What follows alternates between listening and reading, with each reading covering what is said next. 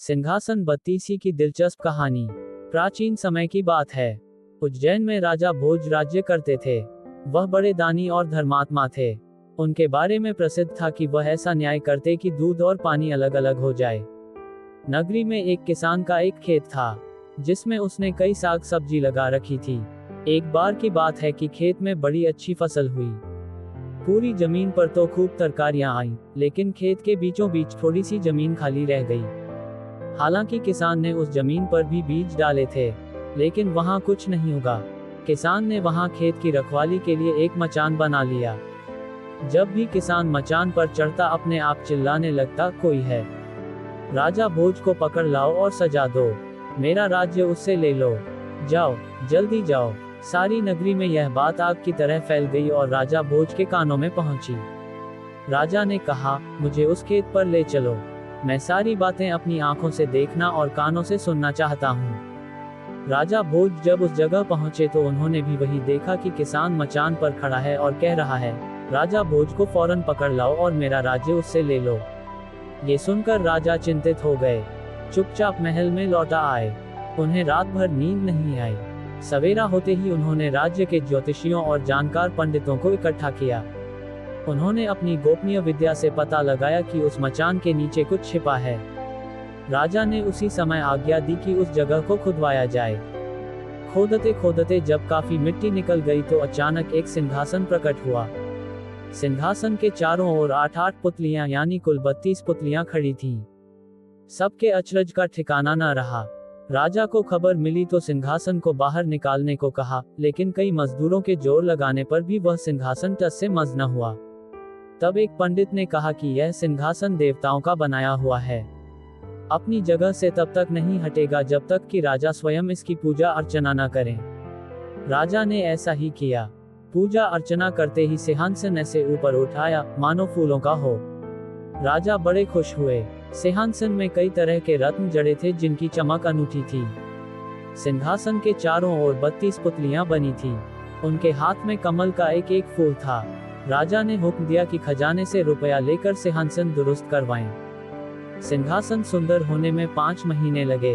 अब सिंहासन दमक उठा था। जो भी देखता देखता ही रह जाता। पुतलियां ऐसी लगती मानो अभी बोल उठेंगी। राजा ने पंडितों को बुलाया और कहा, आप लोग कोई अच्छा मुहूर्त निकालें। उस दिन मैं इस सिंहासन पर बैठूंगा। दिन तय किया गया।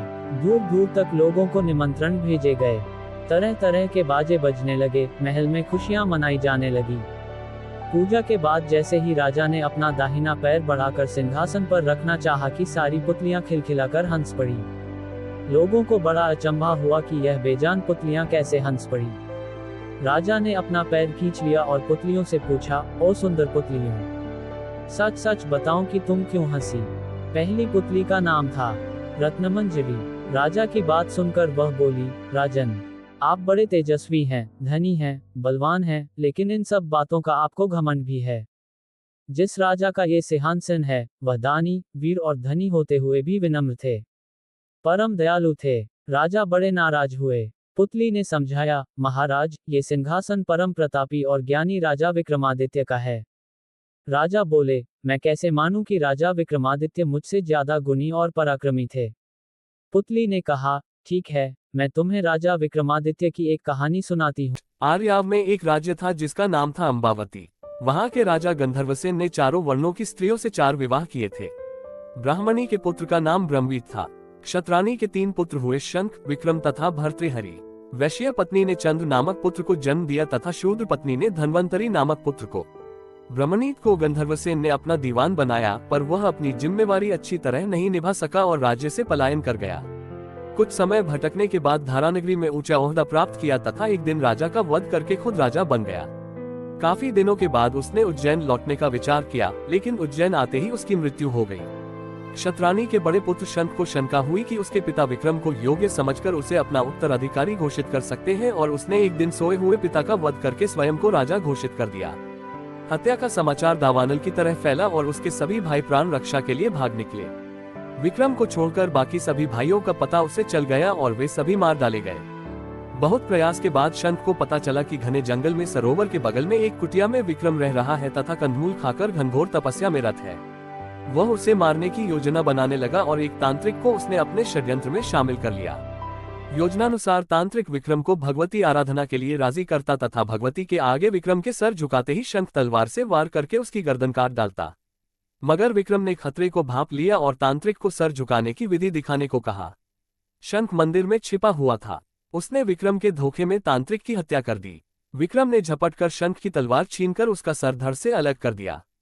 शंख की मृत्यु के बाद उसका राज्यारोहण हुआ। एक दिन शिकार के लिए विक्रम जंगल गए। मृग का पीछा करते करते सबसे बिछुड़कर बहुत दूर चले आए। उन्हें एक महल दिखा और पास आकर पता चला कि वह महल तूतवरन का है, जो कि राजा बाहुबल का दीवान है। तूतवरन ने बात ही बात में कहा कि विक्रम बड़े ही यशस्वी राजा बन सकते हैं यदि राजा बाहुबल उनका राजतिलक करे। और उसने ये भी बताया कि भगवान शिव द्वारा प्रदत्त अपना स्वर्ण सिंहासन अगर बाहुबल विक्रम को दे दे तो विक्रम चक्रवर्ती सम्राट बन जाएंगे। बाहुबल ने विक्रम का न केवल राजतिलक किया बल्कि खुशी खुशी उन्हें स्वर्ण सिंहासन भी भेंट कर दिया। कालांतर में विक्रमादित्य चक्रवर्ती सम्राट बन गए और उनकी कीर्ति पताका सर्वत्र लहरा उठी।